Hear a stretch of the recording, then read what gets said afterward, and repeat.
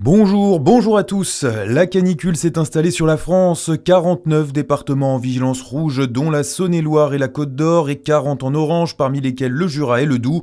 C'est historique, 90% du territoire est donc sous le coup d'une alerte. Météo France attend encore des pics de 40 à 42 degrés localement.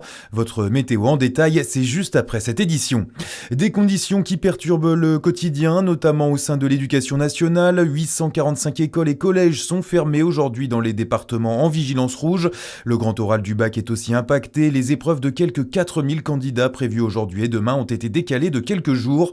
La ministre de la Santé, elle, a tenu à rassurer ce matin. Le système de santé n'est pas en tension dans les services d'urgence. Toutes les mesures de prévention permettent que notre système de santé puisse tenir. Voilà ce qu'a déclaré Stéphanie Rist sur TF1.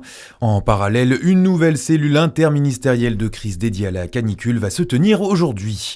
L'actualité, c'est aussi le moment des réponses. Près de 3 semaines après la mort de Liana, le rapport d'inspection pour faire la lumière sur les dysfonctionnements dans cette affaire doit être remis aujourd'hui à Sébastien Lecornu, alors que le principal mis en cause avait déjà fait l'objet de signalements et de plaintes pour agressions et violences sexuelles. Ce lundi, les associations appellent à nouveau à manifester devant les tribunaux. Elles réclament une loi intégrale contre les violences sexistes et sexuelles et les violences faites aux enfants. C'est notamment le cas à Dijon, Dole, Lons-le-Saunier ou encore Besançon. Le rendez-vous est donné à 19h comme lors des 2 dernières semaines de mobilisation.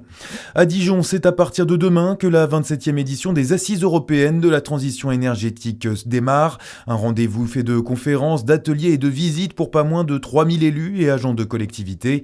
Il est organisé au Palais des Expositions mais aussi à l'Opéra. Le thème cette année, la mobilisation générale. Selon l'organisation, il s'agit, je cite, de sonner l'alarme, agir et réagir face au mouvement climato-sceptique qui empoisonne les institutions et certains médias. Fin de citation. Ces assises se termine jeudi. Il est connu pour être le compositeur de la Marseillaise, natif de Lons-le-Saunier, où il a le droit à sa statue, à son musée et au collège à son nom. Claude-Joseph Rouget de Lille est décédé il y a 190 ans. Et pour l'occasion, sa ville natale a lancé hier 3 semaines de commémoration, Léo Ardourel. Oui, le coup d'envoi a été donné hier lors d'un concert de l'école de musique moderne, l'occasion de rejouer les plus belles œuvres du compositeur, connu bien sûr pour son chant de guerre de l'armée du Rhin composé lors de la Révolution et connu depuis comme la Marseillaise, l'hymne national dont s'est dotée la France en 1879, plus de 40 ans après sa mort. Le lancement officiel de ces célébrations, c'est aujourd'hui. Rendez-vous à Jura Park pour des interprétations de la Marseillaise justement.